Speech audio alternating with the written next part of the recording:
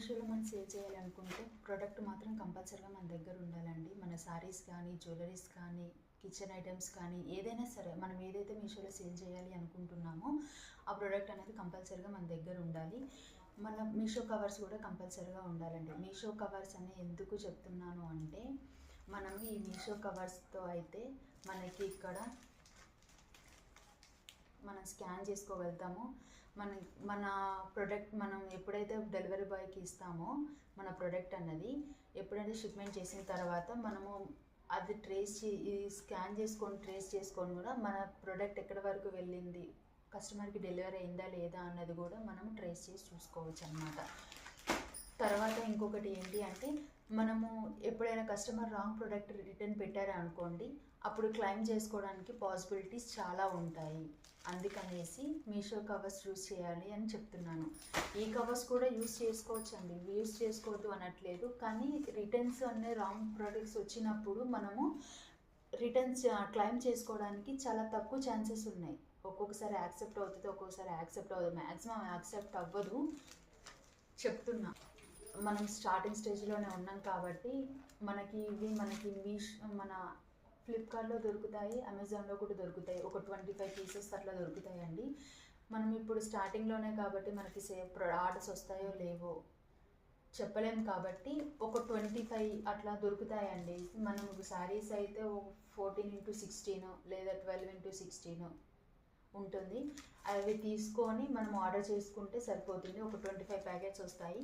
ఆ 25 ప్యాకెట్స్ మనకి ఆర్డర్స్ వస్తున్నాయి అనుకుంటే అప్పుడు మనం మీషోలో వెండర్స్ ఉంటారు, వెండర్స్ దగ్గర నుంచి కూడా మనము బై చేసుకోవచ్చు. కానీ అందులో 500 ప్యాకెట్స్ వస్తాయండి, అబౌట్ 1500 అట్లా అవుతాయి. మనం ఇంకా స్టార్టింగ్ స్టేజ్లోనే ఉన్నాము, మనకి ఇంకా ఆర్డర్స్ వస్తాయో లేదో కన్ఫామ్గా తెలియదు కాబట్టి మనము ఒక 25 అట్లా మీషోలో కానీ అమెజాన్లో కానీ ఆర్డర్ చేసుకుంటే బెటర్. నా సజెషన్ ఇది. అర్థమవుతుంది. తర్వాత క్యాటలాగ్ అన్నది కంపల్సరీగా జాగ్రత్తగా అప్లోడ్ చేయండి. అప్లోడ్ చేసిన తర్వాత మనకు షిప్పింగ్ ఛార్జెస్ అన్నది చాలా తక్కువ ఉండేటట్టు చూసుకోండి. మనం అప్లోడ్ చేసేటప్పుడు షిప్పింగ్ ఛార్జెస్ అన్నది 100 కంటే ఎబో, 100 కూడా చాలా ఎక్కువ, మ్యాక్సిమం 90 ఉండేటట్టు చూసుకోండి. 90 కంటే ఎక్కువ ఉన్నది అంటే దాన్ని పక్కన పెట్టేయండి. ఒక 2-3 అవర్స్ తర్వాత దాన్ని అప్లోడ్ చేయడానికి ట్రై చేయండి. అర్థమవుతుందా? షిప్పింగ్ ఛార్జెస్ ఎంత పడ్డా పర్వాలేదు అనేసి అప్లోడ్ మాత్రం చేయకండి. తర్వాత మనం ఎప్పుడైతే ఆర్డర్ మనకు వస్తుందో అప్పుడు చేసినప్పుడు మనకు ఆ షిప్పింగ్ ఛార్జెస్ కట్ అయ్యి మనకి మిగతా అమౌంట్ అనేది పడుతుంది. అప్పుడు మనమే కదా లాస్ అయ్యేది. ఒక 60-70 మ్యాక్సిమం 60-70 పడుతుంది. అంతకంటే ఎక్కువ పడితే మాత్రం ఆ వీడియో అది డ్రాఫ్ట్లో పెట్టేసి తర్వాత 2-3 అవర్స్ కానీ నెక్స్ట్ డే మాత్రం అప్లోడ్ చేయండి, ట్రై చేయండి. మ్యాక్సిమం శారీస్ అమ్మాలి అనుకుంటే మాత్రం మనం క్వాలిటీ ఉండేటట్టే చూసుకోండి. నార్మల్గా అమ్మితే మాత్రం మనకి రిటర్న్ వచ్చే ఛాన్సెస్ ఎక్కువ ఉంటాయి. రిటర్న్ ఛార్జెస్ కంపల్సరీగా మనకి పడతాయి. మ్యాక్సిమం 170-160 అట్లనే పడుతుంది. ఎప్పుడు రిటర్న్ వచ్చినా రాంగ్ ప్రోడక్ట్ వచ్చినప్పుడు మాత్రమే మనకి రాంగ్ ప్రోడక్ట్ వచ్చినా రిటర్న్ ఛార్జెస్ పడతాయి. ఆర్టీఓ వచ్చినప్పుడు మాత్రమే మనకి రిటర్న్ ఛార్జెస్ అనేవి పడవు.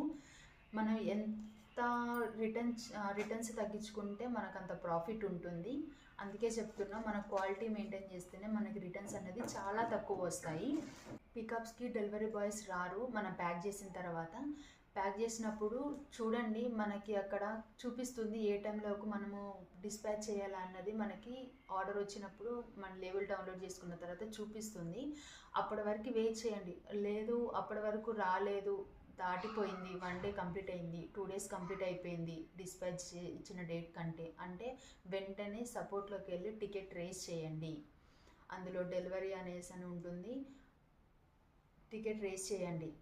బాయ్స్ పికప్కి రావట్లేదు అనేసి టికెట్ రేస్ చేయండి. రేస్ చేసిన తర్వాత కూడా రాలేదు అనుకోండి, మన దగ్గరలో ఉన్న కొరియర్ ఉంటుంది కదా, అంటే మనకి ఎక్కడి నుంచి వచ్చింది, ఎక్స్ప్రెస్ పీసా, డెలివరీయా, ఈకామా, షాడో ఫ్లాగ్సా వస్తుంది కదా, ఎక్కడ మన నియరెస్ట్ దగ్గరికి వెళ్ళేసి అక్కడికి వెళ్ళి మన షిప్మెంట్ అనేది ఇచ్చేయండి. ఇవి ఇచ్చిన తర్వాత చెప్పండి వాళ్ళకి, మాకు ఇట్లా ఆర్డర్స్ వస్తున్నాయి, వచ్చి పికప్ చేసుకోండి. ఆల్రెడీ మేము మీషోలో కూడా టికెట్ రేస్ చేసామనేసి చెప్పండి. మన ఛానల్ని ఫస్ట్ టైం చూస్తున్నట్లయితే సబ్స్క్రైబ్ చేసుకోండి, లైక్ చేయండి, షేర్ చేయండి. మీకు ఎట్లాంటి డౌట్ ఉన్నా సరే కామెంట్ సెక్షన్లో కామెంట్ చేయండి.